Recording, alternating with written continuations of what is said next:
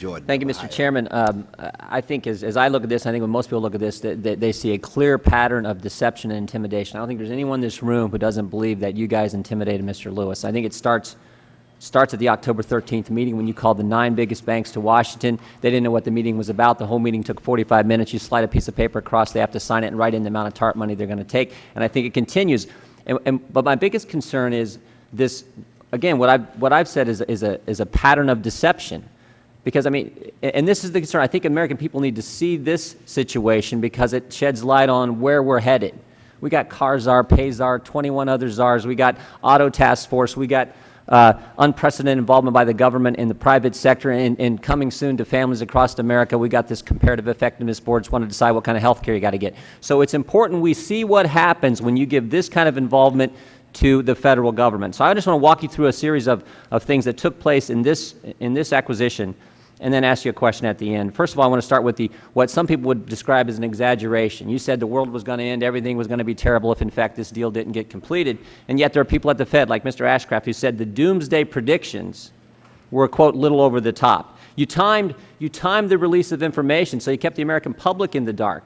You only gave verbal assurances to Mr. Lewis. You wouldn't put anything in writing. You didn't want that out. You made sure that Ken Lewis's testimony to Attorney General Cuomo, he said, Mr. Paulson said, we don't want a disclosable event. We have the Angiulo email which said if Merrill decides to file early, we want to steer Merrill to a later filing date. So you controlled when the American people could get this information, even though you're using $700 billion of their money.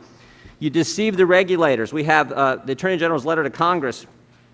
And I quote, Secretary Paulson did not keep the SEC chairman in the loop during discussions and negotiations with the Bank of America.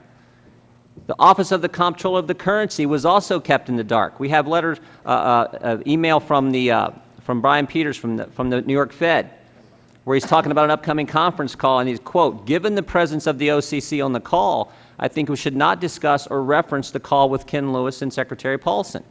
Maybe most importantly, and I just want to read from, our staff did good work. I want to read from the memo they put together.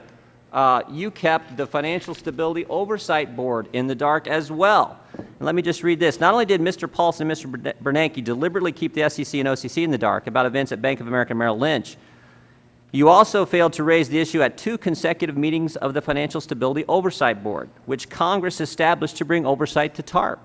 According to the minutes of these FSOB meetings, it was not until the January 15th meeting that you and Mr. Bernanke informed the board of the government's plans for additional bailouts of Bank of America in connection with the Merrill Lynch merger.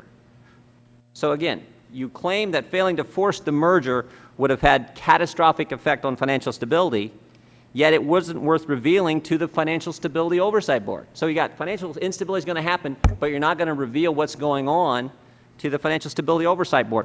And then the last example I would point to is one I started with. Go back to the October 13th meeting. You deceived the banks involved with this. I mean, this is based on Ken Lewis's testimony. I've asked this question, talked about this both with him and with Fed Chairman Bernanke.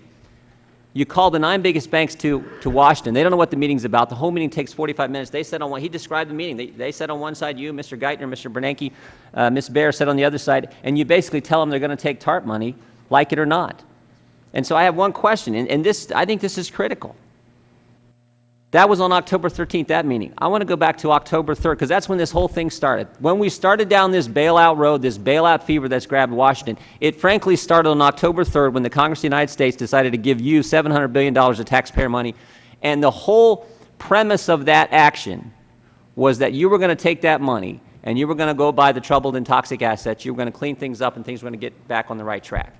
And yet, to date, the Treasury has not purchased those assets. So I want to know, when did you know that you could not be able to do what you told Congress? I remember hearing sitting in on the conference calls with you and Mr. Bernanke. I remember when you came in front of lawmakers and you talked about, we're going to buy these troubled assets.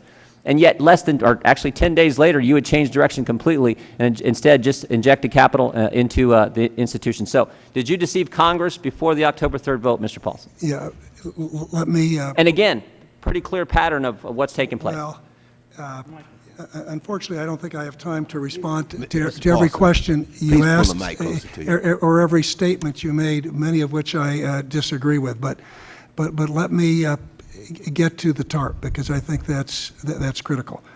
We went to Congress And when we asked for authority to buy illiquid assets, we also recognized we needed flexibility. And we worked with Congress to make sure that we had the flexibility to deal with whatever we had coming at us. Congress, I believe, knew they were giving us this flexibility, and thank goodness they did give us that flexibility.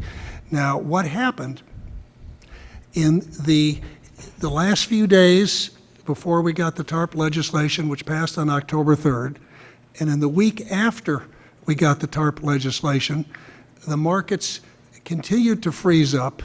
We had a whole series of bank failures overseas. 5 or 6 different countries had to intervene to rescue their banks. Market participants were clamoring for us to do something quickly. We needed to do something quickly. And the way we were able to do something quickly and make a difference and make a dramatic difference and prevent something very dire from happening was to make the change and inject capital. And I would say one other thing. I think subsequent events have proven unequivocally that there is not an easy, quick way to purchase illiquid assets. So when did I come to the conclusion that we needed to move and do something?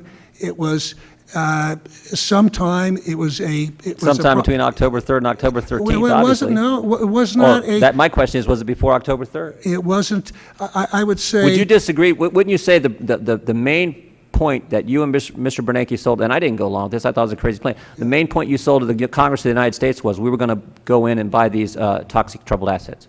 Well, I would say this. Would you agree? Yeah, that was the main point. That was, and it changed in 10 days. Let me say this. That was the main thrust, and that's what we talked about.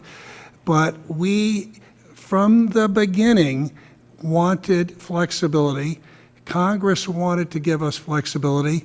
It was very good that Congress gave us flexibility.